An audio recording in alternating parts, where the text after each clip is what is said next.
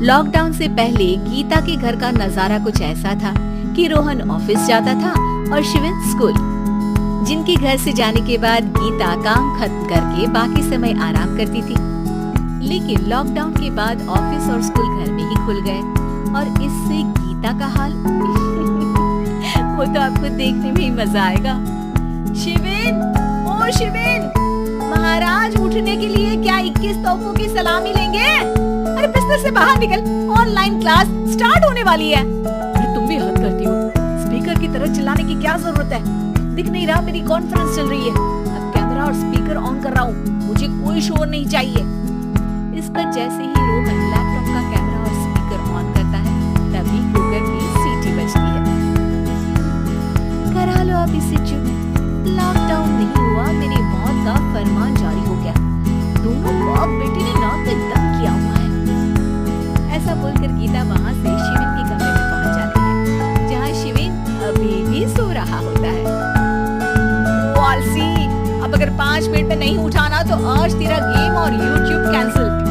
माँ की बात सुनकर शिविन बिना 1 मिनट गंवाए उठ खड़ा होता है। उठ गया, अभी नहाकर भी आता हूँ। ये नाटक कहीं और, मुंह पर गीला कपड़ा मार और पढ़ने बैठ। शिविन की ऑनलाइन क्लास स्टार्ट हो जाती है, जिस पर गीता उसे वहां बिठाकर रसोई में चली जाती है। थोड़ी देर में उसे कमरे से कुछ आवाज सुनाई देती है, जिसे सुनकर वो कमरे में वापस आती है। हाय राम, तुझे क्लास अटेंड करने के लिए बोला था, कैमरा ऑफ करके बिस्तर पर नाचने के लिए नहीं बोला था। मम्मी मुझे कुछ समझ नहीं आ रहा, आप बाद में पढ़ा देना ना, वैसे भी अटेंडेंस तो लगी गई है। हाँ हाँ बेटा, जरूर बन जा, तू अभी से हम सबका बाप बन जा।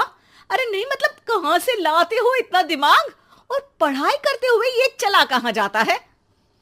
नाइस क्वेश्चन, दिमाग से पूछकर बता दूंगा। शिविन की बातों से परेशान होकर गीता उसे मारने के लिए जैसे ही आगे बढ़ती है तभी वो कमरे से बाहर भाग जाता है। अब शिविन आगे आगे और गीता हाथ में चप्पल पकड़े उसके पीछे पीछे पूरे घर में दोनों घूम रहे होते हैं।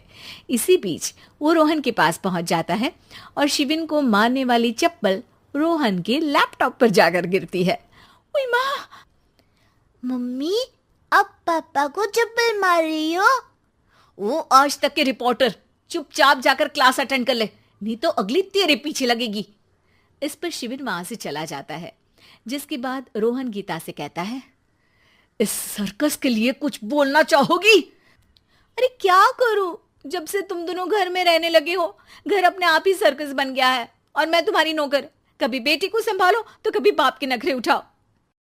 इन्हीं सब उथल पुथल में दिन बीतते रहते हैं, जिसमें हर रोज घर के अंदर कुछ नया सियप्पा खड़ा मिलता है, जो ज्यादातर शिविन और रोहन के ऑनलाइन स्कूल और ऑफिस से रिलेटेड ही होता है। एक सुबह, शिविन चल उठ, आज की क्लास जल्दी है। कैमरा ऑफ करके आप अटेंड कर लो। अरे ऐसे छित्तर पड़ेंगे, दादी नानी सब एक साथ याद आ जाएंगी। गीता की लाख मशक्कतों के बाद क्लास तो खत्म हो जाती है, लेकिन उसके बाद शिविन फोन इस्तेमाल करते हुए इंस्टाग्राम रील बनाने लगता है। रसोड़े में कौन था? तुम थी, मैं थी, कौन था? कौन था? हाँ, मैं गरीब हूँ, मैं गरीब हूँ। अरे ओ गरीब के बेटे, आजा, मैं बनाती हूँ तुझे गरीब। मैं बताती हूँ रसोड़े में कौन था। पढ़ाई करने बोलो तो इनकी माँ मर जाती है और ये पागलपंतियां जितनी मर्जी करा लो। गीता शिविन को डांट रही होती है, तभी रोहन बीच में बोल पड़ता है, अरे बच्चा ही तो है, इतना गुस्सा क्यों कर रही हो? बेटे का साथ देने की इसी एक कोशिश में अब शिविन के साथ साथ रोहन भी गीता के गुस्से की सूली पर चढ़ जाता है। अगर बेटे पर इतना ही प्यार आ रहा है तो इसे क्लास अटेंड क्यों नहीं कराते, इसका होमवर्क क्यों नहीं कराते? उस समय तो बहुत जल्दी मीटिंग आ जाती है, वो काम मैं करूं और यहाँ इस बेफिजुली की चीज में तरफदारी करके बन जाओ महान।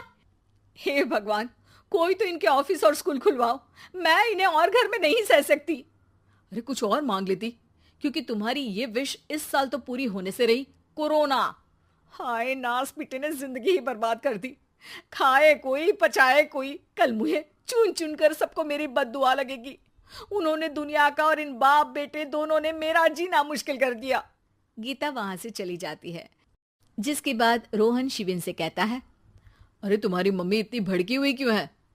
आपकी वजह से पूरा समय घर में रहते हो और उस पर कोई काम कराने की जगह बस ऑर्डर देते रहते हो।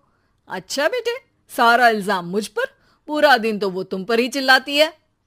हाँ, मतलब दोनों का 50-50 है, कुछ करना पड़ेगा।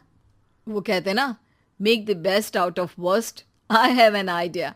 वैसे तुम्हारी माँ सही कहती है, बहुत जुबान चलाने लगे हो, कम बोला करो। अगली सुबह रोहन और शिवेन अपनी गलती को सुधारने के लिए गीता के उठने से पहले घर का आधा काम खत्म कर देते हैं, जिसे देखकर गीता खुश हो जाती है और फिर बाकी बचा काम वो तीनों मिलकर पूरा कर लेते हैं। जिसके बाद अब वो सब मिल बांट कर हर काम में एक दूसरे की मदद करते हुए लॉकडाउन का मजा लेने लगते हैं।